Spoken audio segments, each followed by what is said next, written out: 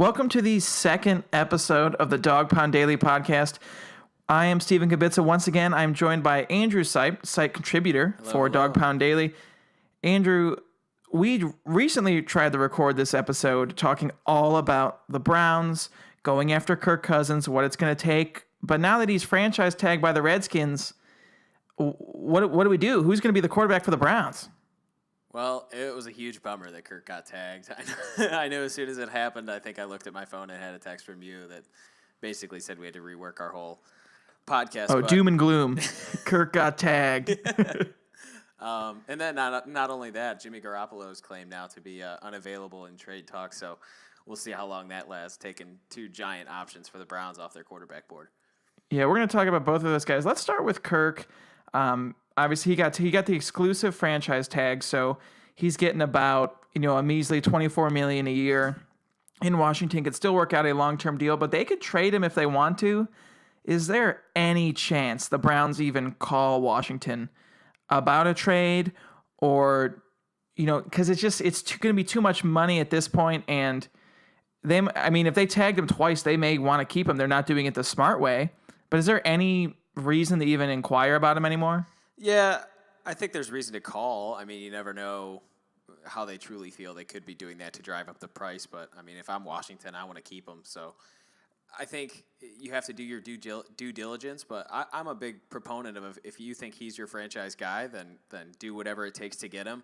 However, in this case, this might be a little bit different because not only are you giving up 2 first-round picks on a team that has basically no talent, you're paying a ton of money to a quarterback that has no talent around him. So it's just an interesting scenario. Yeah, he was definitely a guy who was on the Browns' radar, but it could almost be a fan obsession. Like, oh, maybe we can get Kirk Cousins. Well, it was a maybe we can get Tony Romo. Yeah, but it was just kind of hype. The Kirk Cousins hype train. This time of year always gives credence to that. Of we can get this guy's a free agent. Maybe he'll want to come sign with the Browns, and that is never the case. Well, it seems it's almost too perfect of timing that it came out the day before that the Browns were rumored to have interest or that Kirk was looking to go anywhere. And then all of a sudden Washington threw the franchise tag on him. So it's almost like Cousins Camp may have leaked out that information themselves. It's almost weird how that works. There was definitely a Cousins Camp leak there because once the Skins saw that he said, I'll play anywhere, they're like, all right, just tag him. But a quick way to earn $25 million. Yeah, I believe it's 23.94 guaranteed. Oh, wow. Getting over $1 million a game. It's a lot. Must be nice. He better go. I saw that number. He better go 16-0. It's a lot of McChickens. That's Brock Osweiler money right there. I'll tell you, that's a little bit that's better a big time thing to live up to. He's a little bit better than Brock, though. He's a tiny bit better, similar quarterback, but he can actually throw the ball. So moving on from Kirk, and it's hard for both of us, I know, to move on from Kirk. We'll put him behind us. Let's talk about Garoppolo. We are recording this Wednesday night.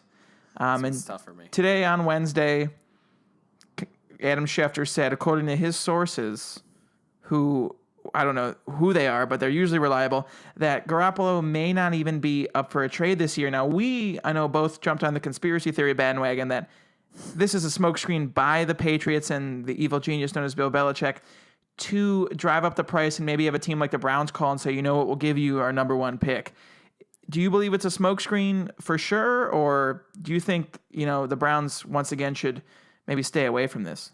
It's obviously a smokescreen. I have no inclination or no belief that the Patriots are going to sit on that asset. I think Tom Brady's made it known that he's going to play for 4 more years or wants to play for 4 more years. He's like the healthiest guy in the NFL, too. Yeah, he shows no signs of breaking down. We saw that in the Super Bowl. I think Bill Belichick wants to maximize his assets with Tom Brady and extend his Super Bowl window. He's already going to go down as the greatest coach in NFL history, so why not extend that legacy? It just makes too much sense for the Patriots to trade him instead of sitting on him. Yeah. Even if they do keep him, they could always... Well, I guess he hits the free agent market in 2018. Well, if they choose to keep him, so what? Then they keep him on contract for another year and then franchise him like they did Matt Castle and then try and find a trade partner? Well, they know that they're not, what leverage do the Patriots have then? You know, if they franchised him, all the teams would know that they could just go after Jimmy Garoppolo in the open market because they're not going to pay Tom Brady and Jimmy Garoppolo on a second franchise tag. Look what it's already costing Kirk Cousins to keep for a second franchise tag. Yeah, I couldn't see them tagging him. That would just be they would just let him go but yeah, this year I don't know. Like I said, I believe it's a smokescreen, but I also don't think that the Browns, the Bears, or the Niners are going to give up a top 3 pick for him. But at the same time, if you're Belichick, what's the point of holding on to him if he's going to be a free agent and you're not going to tag him? So it's an interesting story to follow for sure. I mean, I do think he's a good quarterback. So I think there's a reason why the Patriots are going to sit there and say, oh, well, we're willing to keep him. It's not like a seventh round guy that has come in and be like, oh, well, we think this guy's really good. Like, it's not. I think there's obvious talent with Jimmy Garoppolo, and they have a right to hold it to the vest to drive up that price. And saying they want to keep him even drives up the price because they're like, oh, wow, if they're not going to openly trade this guy, then maybe we should call and give him a good offer for it. And yeah, I mean, what's the point of releasing all your cards now, especially at the combine? Like, everyone knows his quarterback class isn't stellar. There's really, I don't see a guy that's going to upseat Myles Garrett as the number 1 overall pick. So it's really in their court. Again, that's why I don't think the Browns are going to give up number 1 for Jimmy Garoppolo, but I think 12 should be in play because if you can walk away in a draft with a quarterback in Jimmy Garoppolo that's better, I guess more suited to play right away than some of the quarterbacks in the draft, it only makes more and more sense as the draft process continues. See, I don't want to give up 12 for Garoppolo, but I do see the mindset if you do give up the 12 for Garoppolo, you have your starting quarterback, and you still have 4 picks in the top 65. So you're not completely derailing the whole draft. Do you not want to take a quarterback at 12 or just not Jimmy Garoppolo at 12? I don't want to take Garoppolo with the 12th pick. I'd rather get a rookie, get him on that rookie deal, have him come in because I don't think the Browns are going to win more than 4 games next season regardless. When I eventually preview the season, I'm going to say 9-7 with a smile on my face. But realistically, I don't think no matter who comes in, they're going to be like really good or even contending for anything except 3rd place in the AFC North. So I'd rather just have a rookie come in and learn under Hugh Jackson, kind of how Andy Dalton did, take some time and just develop. But even look at the Eagles. The Eagles had Carson Wentz back there, and they had next to nobody, just like the Browns. And good quarterback play can take you a long way in the NFL. A long way. All it takes is a few bounces in a couple games to get the Browns' defense was so bad this year. I agree. But that's not to say that they don't go after a guy in Tremaine Johnson who played under Greg Williams if he doesn't get franchise tagged. Tony Jefferson from the Arizona Cardinals, another guy on defense that can help shore up some of the secondary issues. I mean, I'm not saying this team's going to turn around and go 12-4, but they do have a lot of room to sign key young free agents coming off their rookie deals. And if you can trade a number 12 pick to get a guy like Jimmy Garoppolo, quarterback play is only going to help accelerate that process. And if they can get those free agents, then definitely it becomes more of an option, for me. But as of right now, obviously a trade like that wouldn't happen until draft night. They're going to keep Garoppolo and hear offers until, each team is on the phone making on the clock making their pick. But for now, there's so many other pieces that need to be filled. If you can get a top defensive guy, I'm not one of the people who's staunch like defense wins championships because seeing how bad the quarterback play has been for the Browns, they just need someone competent back there, and that would just help them so much. And people say defense wins championships. Tom Brady wins championships.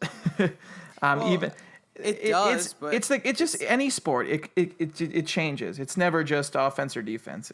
What's defense really measured on? So look at Atlanta had one of the best ranked defenses in the NFL. You want to know why? They're playing with a 21-0 lead, and they are able to blitz the quarterback They're allowed to take chances because they're playing from in front. You can take risks when you do that. It's not like the Browns where you're down 14-0 and have to abandon the run in the first quarter, and now your defense is on the field the entire game because RG3 can't throw a first down. No, I agree. There's so much that goes into it. You can't. You get frustrated with the Browns defense even last year, but when they're starting on the 50-yard line every time. Yeah, and I'm not saying that the Browns defense just by good quarterback play is going to be better, but I just think a lot of the defensive statistics can be skewed based on some of the quarterback play or offenses that the defenses are playing behind. Same thing with a good offense, or same thing in basketball. Good defense creates good offense. So you get stops, you get out in transition. It's the same type of thing. If your defense can stay fresh, the longer they're on the sideline, the fresher they're going to be in the fourth quarter. I agree with that. And, if they can get a few pieces in there outside of the draft that are, actually talent, not just getting random guys off the waiver wire like they do all year. Is it Brandon Williams from the Ravens that they're not franchise tagging? So and Dontari Poe's a free agent too. There's a couple defensive tackles out there that I hope Greg Williams has his eye on. Him and Danny Shelton in the middle. Whew. And they certainly have the money. That's why let's move on to a current Browns player who kind of relate to this salary cap situation, Terrell Pryor. So the Browns have over $100 million to spend. Which is insane. Hey, let's not. They signed their long snapper. They signed the punter. And Britton Colquitt, 4-year extension. I was worried about him leaving, Hey, the most Browns way to spend $100 million in cap space, I'll tell you that. They're going to sign 9 kickers. Yep. But Pryor did not get franchise tagged, leaving former kicker Phil Dawson as the only Browns player to ever receive the tag. And that's not necessarily bad, because it means the Browns usually can work out some deals with guys, but it's getting pretty risky here with Pryor, and people say, I saw a tweet today, he's not worth $15 million, which is the tag range, and someone responded and said, the Browns have $100 million. When you're a bad team, you have to overspend on players, and who's to say he's not worth that? That's the tag number. If they're not willing to give him a long-term extension, that's what he's going to cost. People are not, so what are they going to judge him on the fact that he only caught 1,000 yards with 6 different quarterbacks? What's going to happen when he goes to the open market? You're telling me if he goes to New England that he's not worth $15 million a year? And it's all speculative value. There's no he's not worth 15. How can you gauge that? Yeah, people want to give him a Doug Baldwin contract, but you know what? I'd pay Doug Baldwin $15 million a year. Just keeps the talent on the They have $100 million to spend. Yeah. NFL rosters are always very top heavy. You're going to have your skill players receiving a lot of money. Maybe a few linemen like Joe Thomas, but there's no reason why you can't give Pryor $15 million. Oh, well, no. So then they can bring in 6 more wide receivers on a rookie contract. Exactly. If you've got a guy that's proven, I really don't understand why the both sides haven't worked this out yet. I think if the Browns are lowballing him, they need to really sack up and pay the man his money. It's one thing for a guy like Jamie Collins that may not, at the beginning there was a lot of speculation whether he truly would re-sign with Cleveland because it really isn't the most enticing team in the league. The fact that Terrell Pryor has come out and said that he wants to be here is all the more reason why you need to sign him. If they can't come to an agreement, that's already a sign that I'm losing faith in this front office to retain their in-house talent. Yeah, obviously we don't know the discussions. Maybe they've talked with his agent and said, we're going to work out a deal. But even if you tag him, you could still work out a deal all the way up till July 15th. Yeah. Although I do see the point of if you tag him, he might just say, all right, I'm fine with the tag. I'm fine with that 15 guaranteed. So you want to wait. And we don't know, like I said, the discussions, but... Well, if you tag him like that, it gives him a baseline for next year. Then he is worth $15 million. Alshon Jeffrey got tagged, and I can guarantee you there's no way he's not going to get nearly what he got on the tag this year in free agency. Not a chance. It's a weird mindset. It seems like some Browns fans, they act like it's their own money, and they also act like, well, we drafted 4 receivers. Like, okay, well, we have a guy who... no one else wanted. We turned him into a top receiver for our team. He's a team leader, going to be a leader on a very young offense, can help all these young receivers they have. And because people forget, it's not like he's a rookie or a second-year guy. He's been in the league for about 5 years. I heard a guy on the radio that got upset because the Browns let go of Andrew Hawkins. Like, well, come on. Like, you're going to keep a guy on the roster that's so... he's a solid receiver, very productive, but what is he really teaching those young guys? I get that there's some mentoring going on, that like you're having that older veteran in the locker room, but at some point you're putting a guy on the field that's the opposite of your process. The whole process is they're rebuilding, and that's why when you rebuild, you keep some veteran talent, but you can't keep it all. And Pryor is a guy who is not a veteran receiver, but he's still a veteran player. He's a guy you have to keep over someone like Hawkins. He's There's huge. no question. He runs. I mean, the dude is just hitting his potential as a receiver, and the fact that you're not paying for the value of what he is right now. You're paying for the value of what you see in those flashes, in those preseason games where he's catching bombs from RG3. You're looking at what the future could be with a guy like Mitch Trubisky heaving up and throwing it 60 yards downfield to a wide open throw prior. You know, those are the kind of things that you look for in that receiver, and for the Browns to be kind of skimpy on their contract discussions is just a little alarming to me. Yeah, it doesn't make any sense, honestly. They're once again. It's like I said, it's too early to jump on, but it's overthinking a simple move.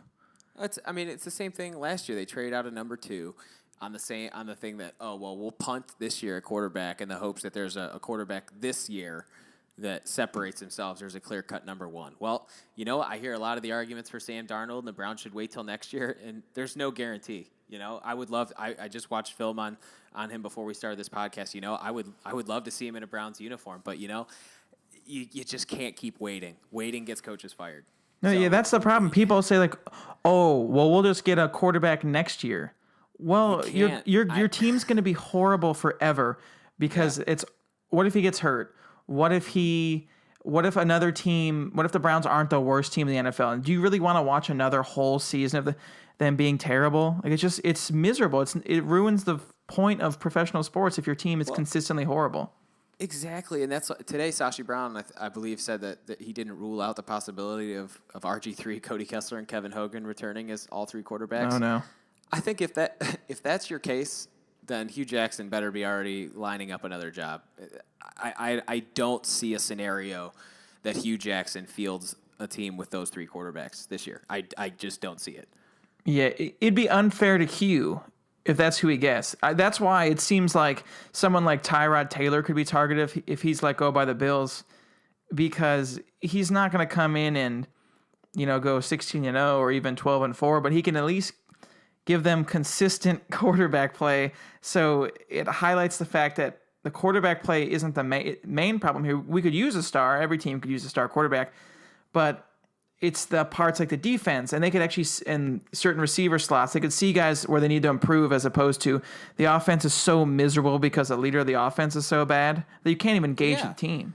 I mean, that's what separates your front office from one another. You know, you look at teams like Indianapolis. So, yeah, they have a great quarterback. And, you know, if they had a GM that drafted some pieces around them, they'd be a damn good football team.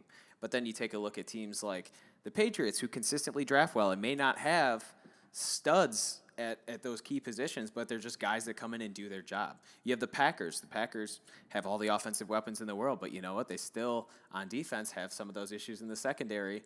That every team has those issues. And when you have a quarterback there, you're able to develop other positions better.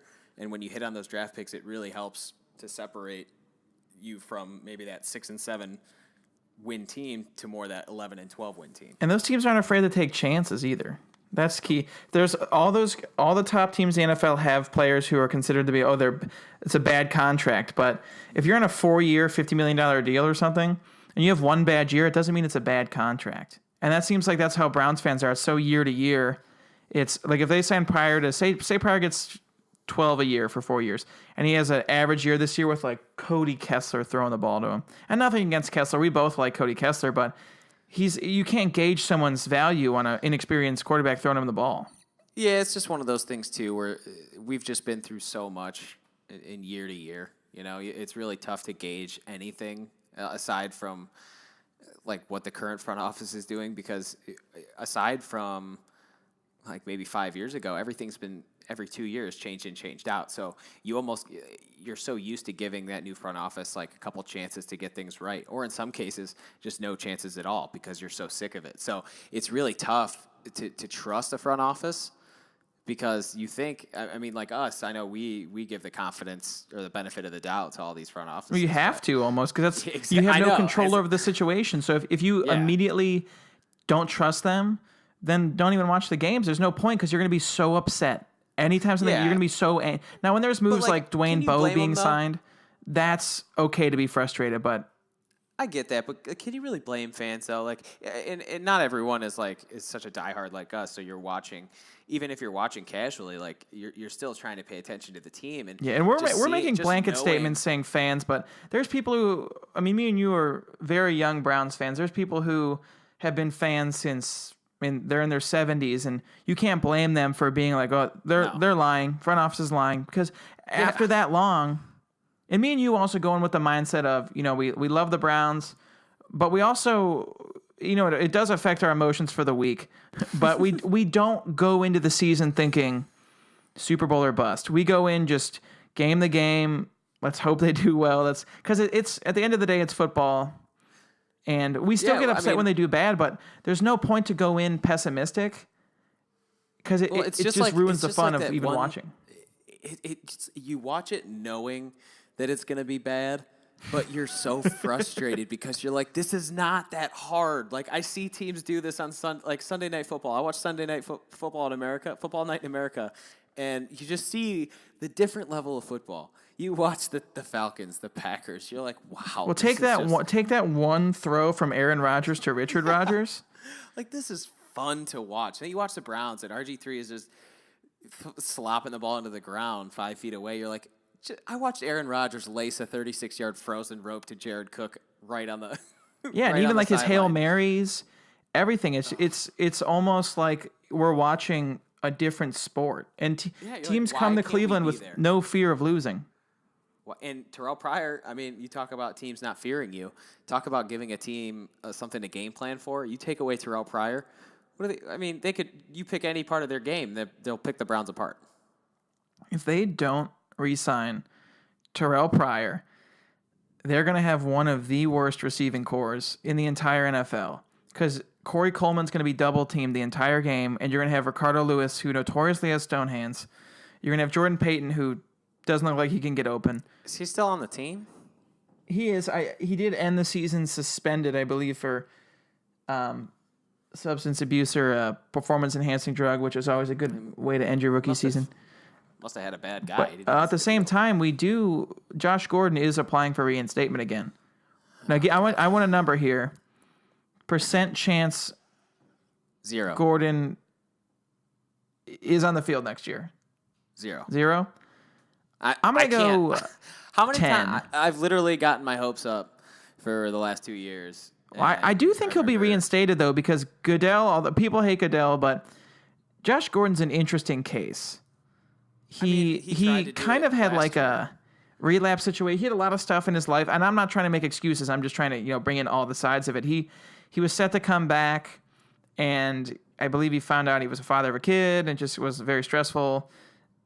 And he looks like he's working towards comeback. He's not like Johnny Manziel, who's like appearing on videos throwing footballs at Barstool Sports guys, but he seems like he's working out to come back. But like you said, you get your hopes up. There's almost no point in even throwing out a number. And it's not like the Browns have I think the Browns front office has zero faith that he's ever going to clean up. Oh, they'll come out and say they support his goals and his recovery, and that's great. I don't see a scenario in which the Browns trust him enough to play on their football team. And I would love to keep him, and I hope that if they do keep him, I'm still going to be happy about it. But I've seen this fiddle being played 3 times now, and him trying to come back, and I just can't. There's no reason to cut him, and people say, "Oh, just cut him." He's not even getting paid, or he's not on the team. There's no point to cut him, but there's no point to get your hopes up at the same time. Yeah, I mean, if he comes into training camp and is busting his ass, like I know in 2013 they said he was like loafing in practice, and if he's coming in every day doing his job, I mean, being a good influence on the locker room, then it's fine. But I don't see. I don't think he's gonna pass reinstatement. So once that happens, we'll go from there. Yeah, it's like too stressful to even talk about because he's so talented, as we all know. And if him and Pryor could line up at 1 and 2 receivers, and you put Coleman in the slot or something, or just put Gordon in the slot, quarterback, and I think we'd be all right. Yeah, it's difficult. But with going back to the Pryor situation, not the Pryor situation, the Terrell Pryor situation. Tough. Nice. I see what you did there. Tough. Yeah, see what I did there? Segues are hard. So it's almost, you don't want to, like you said, you don't want to just go in hating the front office, but it's just hard to trust them. I mean, they put such an emphasis on retaining their own talent, and they got Jamie Collins done right away. And I get that maybe Terrell Pryor's agents were pushing him to hit the market because God knows what he could get from a team that is desperate for a wide receiver, like, say, Philadelphia or, I don't know, whoever else, Washington. The crazy thing is, if he signs somewhere else, there's going to be Browns fans who are saying, oh, he's not loyal, blah, blah, blah, blah, blah. There's no loyalty if no one's, like, if a team has to pay you what you're worth. That's the whole point of free agency in sports. Give him, I mean, I'm not saying he deserves $15 million, but if that's what he's asking for and you want him on your team, you think he's a building block, you're going to have to do that for players at this stage in the rebuild. It's going to have to happen. Yeah, you have so much money. You can, what, does Jimmy Haslam, like, need to pay legal fees or something? Ooh, that's a conspiracy theory. Dive more into that next on That's conspiracy theory Live. we want to jump on. No, it's baffling that they, like I've been saying, that they would even go into free agency with him not signed. But at the same time, they could still negotiate with him over the next week. They don't have to let him hit the market. He once a new year begins. But I mean, they said they're going to talk to him, his representatives at the combine. There was an article written on that. So I believe that something's going to happen. It's just, if it doesn't happen, that's when I'm like, oh, come on, guys. If it happens before this podcast is posted, I'm going to be so mad. It'll break tomorrow morning. Tomorrow, right when you get done editing it, you'll click save, and Terrell Pryor signs. Breaking news. Nope. I will deny it. Take this podcast down from like 40 minutes to 20 minutes. Well, to get off the Pryor train in case that scenario happens, let's talk about. I know in our last podcast attempt before we got ruined by Kirk, let down by Kirk, we were talking about scenarios for the quarterback situation. You kind of brought it up already with RG3, Kessler, and Hogan coming in as the three quarterbacks. Would you be comfortable at all with Cody Kessler and RG3 duking it out for a starting spot to open the season? Or would you think that'd just be a waste of a season and they just wasted all these great opportunities to even draft a guy or go after a guy like Tyrod Taylor or even offer a big haul for Garoppolo? No, I don't feel comfortable with RG3. It was a loaded question, yes. So that's the first part. Yeah, I'm gonna start off by saying no. I don't think RG3 being on the roster at all is a good thing. I mean, if he's going to be in a quarterback battle, look how it ended up with Kirk Cousins in Washington. Yeah, RG3 didn't even dress. He drafted Cody Kessler for a reason, and RG3 should not get in the way of Cody Kessler seeing the field. So if they think Kessler's the guy, then go for it. I just don't think he's the guy right away. I think he's one of those guys that you kind of you give the first round pick a chance, and you keep giving Kessler those backup reps to develop. And then when maybe that rookie's contract is getting up, or you start to see that maybe he's not the guy, Kessler's got that 3-4 year of experience to kind of step in and say, all right, well, I think I can run this offense now. I don't see it right now in his downfield ability to stretch the field. I don't see it. It's tough with the Browns, and especially for us Browns fans, because every quarterback on the roster, we have to have a legitimate conversation about, would you be comfortable with them starting? No other team goes through this. No one's like, oh, well, would you be comfortable if your third string quarterback started? The answer is obviously no. That's why he's a third stringer. I mean, there's a reason why they made the third quarterback. You could just not have to dress one. There's a reason, because most teams didn't have to touch them.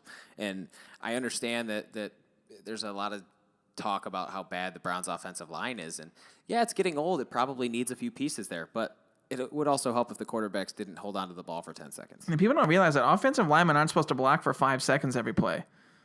Well, they probably turn around and they're like, did he throw the ball already? Well, there's countless situations where the tackles would block the guys outside to form the pocket like you're supposed to. And when RG3 was in there, he would run to the outside. Like me, every time I play Madden, I just sprint to the outside every single time and get drilled. But you can't do that in the NFL. And it almost seems unnatural like just like in your mind to not every play run to the not outside. Every play is a long play. Yeah, not every play has to be a home run. And I play with the Browns playbook in Madden all the time. I know there's a lot of short routes in there. So you've got to be able to find your receivers right away based on the coverage. It's not that Another hard. conspiracy theory. It's really not. Just get rid of the I ball. have Hugh Jackson's playbook on my desk.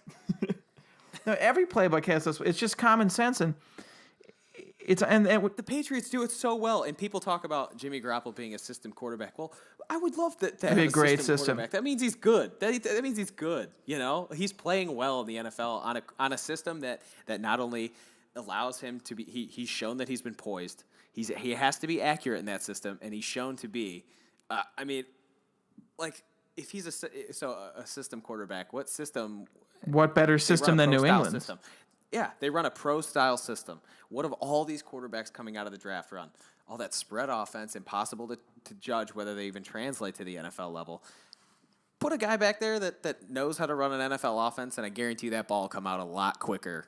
And yeah, when you watch the Patriots, when Tom Brady gets hit, he is so shocked. Like there was when Tom Brady gets sacked, there's a key personnel breakdown among the offensive line, the running backs, and him. When a Browns quarterback gets sacked, it's everyone's looking around like, I don't know. You're not even surprised. It's so much goes on the quarterback that people put on the offensive line. It's weird to me that there's Browns fans protect the quarterback so much.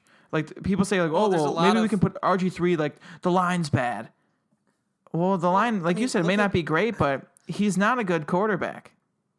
I mean, how many times did we, and Kessler's guilty of this too, literally staring at a blitzing linebacker and not adjusting. Well, he's a rookie too, third-string rookie, so that's tough. No, and that's what I'm saying. I mean, you have RG3, a guy that has clearly shown that he can't read NFL defenses. He can't do it. And he had a whole offseason. He came here in March of last year. Whole offseason to prepare. I'm done with RG3. But even Kessler, I mean, if you can find a quarterback that's able to understand defenses and adjust pre-snap at the line. That's why I like Mitch so much, because he was basically running that North Carolina offense. He's deciding, and it's a little different, probably a little bit more simplified, because he's deciding whether they're running or passing on 75% of their plays. Like, that's awesome. Good. I want a quarterback that's able to do that. Give me a guy like Jimmy Garoppolo that play to play could literally run a no huddle offense with Hugh's playbook and give that up-tempo offense that Hugh Jackson wanted and had with Andy Dalton 2 years ago. No, I agree. You bring in a guy who's smart, gets rid of the ball, and just, I mean, reading a defense, it's not easy. We're not saying it's easy, but you have to do it. There's no time to learn how. It's too late. I mean, why do you think Johnny Manziel struggled so hard when he came into the NFL that first game? You go from Texas A&M throwing up the ball, literally just running around in the backfield. Throwing it to Mike Evans every time. And heaving it to Mike Evans, yeah. And RG3 is the same way at Baylor. Same thing. I mean, Put a guy. I would rather see a guy back there. In Mahomes, I don't like any of his mechanics, but he's able to get the ball out, and he gets it out quick and accurately. So just someone that is able to see a route right away. And I don't care if it's a 2-yard dink right to the running back. If it gets 8 yards, good. It doesn't need to be. Every pass doesn't need to be in the air for 15 yards downfield. Just be accurate. Be accurate and throw your receivers open. Yeah. No, I completely agree. We're almost so used to horrible quarterback play that we have to break it down to the basics so much and be like, oh, what kind of quarterback do you want? Oh, just a guy who can read a defense and, get rid of the ball without getting sacked. Like, can you imagine being a Patriots fan talking to a Browns fan? Like, what do you mean? They have never seen a quarterback not know how to play football. Like, it's not even so good. It's not even not know how to play football. It's just like fundamentals of being an NFL player. I guess that would, not knowing how to play NFL football. Even Colt McCoy is good at those kind of things. Like, I think he's a little physically limited, but I still think Colt McCoy is a pretty decent quarterback in the NFL. And it's because he's able to read defenses and be accurate, but he's almost in that Cody Kessler situation where he's a little bit too small and probably doesn't have the downfield arm talent like some of these other quarterbacks do. And I believe Colt McCoy started ahead of RG3 in Washington when Kirk Cousins was out. Yeah, it was true. I was there. I was living in D.C. when that was going on, and I'm like, "Do you Big Colt fan? I'm like, you guys don't realize that Colt McCoy, there were fans in Washington chanting for Colt McCoy to be the starter over Kirk Cousins. Been there before. There were people that wanted Colt McCoy. They're like, RG3 can't stay healthy. And there's people in Washington before he got cut. RG3 can't stay healthy. Kirk is a diva. Oh, like he's not that good. We need to start Colt McCoy. And I'm sitting there as a Browns fan, like, wow, I thought Cleveland was bad. These guys are arguing for Colt McCoy to start. It's pretty crazy.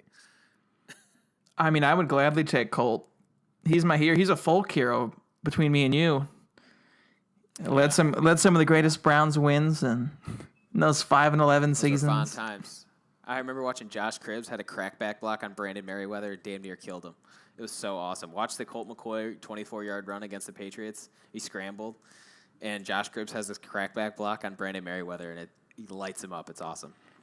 I remember being at that game. Random Browns memories. Where were you in 2011 when the Browns were led by the great Colt McCoy? Peyton Hillis. Is there a better Texas football name than Colt McCoy? Peyton Hillis. Oh, he was an Alabama guy. That's what it was. Or Oklahoma. He went to Arkansas. He was actually the three-headed monster with McFadden. McFadden and maybe Niall Davis. Joseph Randall? No. We'll never know. No. There's no internet to look this stuff up. Felix Jones. Yes. I think it was Felix Jones. And he was the third guy, and of course the Browns got him because he was the third guy. Trivia competition. Yeah. Random NFL trivia that'll never win me a trivia contest. Who was Peyton Hillis part of a three-headed monster? Oh.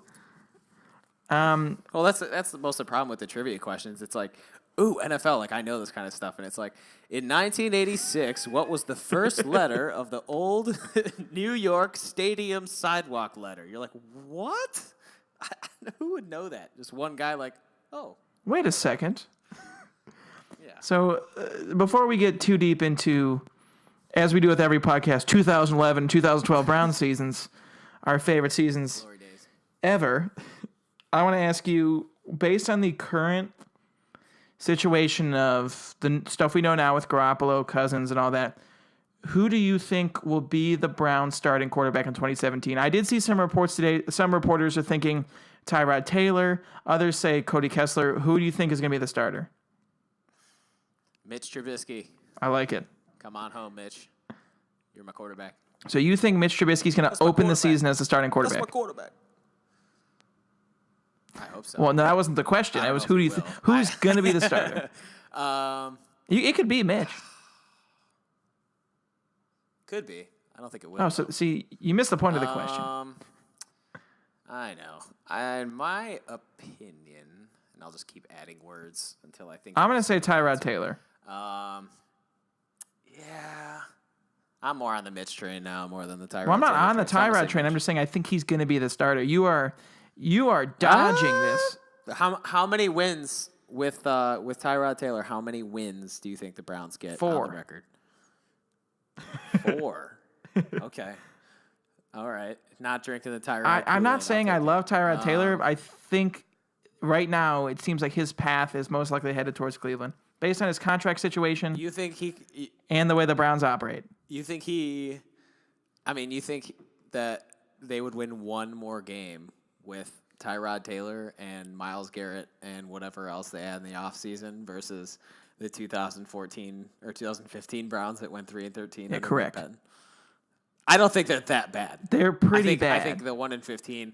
I love the Browns. I want them to go 16-0, but bad. Listen, 1-15 was bad, but you can't lie. Through the first 6 or 7 games, there were a lot of games that were. But very, they couldn't very close them out. We hit that schedule of like, oh, I know, and that comes with being a rookie team. But I think there's a good amount of games that could have literally bounced the other way, and that's the NFL. You know, that's what separates good teams. No, I get it. You are trying to get me on the record now, but I still want to know, who do you think is going to be the starter? Oh man. I think part of the reason why I don't want to answer is because I'm really nervous that it's going to be RG3, and I don't want to admit it. So I'm really nervous that it's going to be RG3, but I could put you down as RG3. No, I'm gonna say Mitch. I'm All gonna right. stick with Mitch. And how many wins are they going to get with Mitch? 16 over 4 years. 19, including the Super Bowl. No, it depends. I think if Tyrod's brought in, I think they're definitely going to draft a quarterback anyway. So it just depends on when Mitch gets in. I don't think he's going to start right away. But So basically, what you're trying to tell me is that Mitch Trubisky is going to come here. He's going to win 10 games. They're going to go to the Super Bowl year one. Yep. Yeah. He's going to throw one interception, and the fans are going to boo him out of the stadium. You heard it here first. Hot takes at Dawg Pound Daily. Don't at me on that one. All right, so you think Mitch is going to start. So, like I like to end every podcast of one so far, and this one, I want to ask, you kind of dodged that. You said if Tyrod comes in. I want to know if Mitch Trubisky starts the entire season for the Browns, what is their record going to be? We got to get you on the record. I told you 4. No matter who starts, 4. Well, let's see. The Kirk Cousins number will officially stay sealed, so at least that won't go on my record. And for now, I believe it was Jimmy 10. Garoppolo one won't work out. So 10, that's good. I thought it was 11 when we started, so I'm glad it at least got knocked down one. He can't even win 10 in Washington. How is he going to win 10 here? But it doesn't matter. He's not going to come here. How many wins will the Browns get in 2017 if Mitchell Trubisky is the starting quarterback for 16 games? 7. 7 wins. I'm going to go 4. And I don't want him to win 4. I want him to win 7, 8, 9. I'll take top 5 teams in the 2018 NFL draft for 200, Alex. So you think 7 games. The Cleveland Browns. I believe you thought rounding out the top. Garoppolo would win 8. So 7. All right. Wow. Just an optimistic guy. Let me ask you this for fun. I believe in How Mitch. many games would the Browns win if Tony Romo was the Be a quarterback? quarterback? God. It's got to be at least 10. You know. Tony Romo. I don't think he'd make it. See, I'm going to past go game 9 one, so I don't think with that- Romo. I'm a big Romo fan.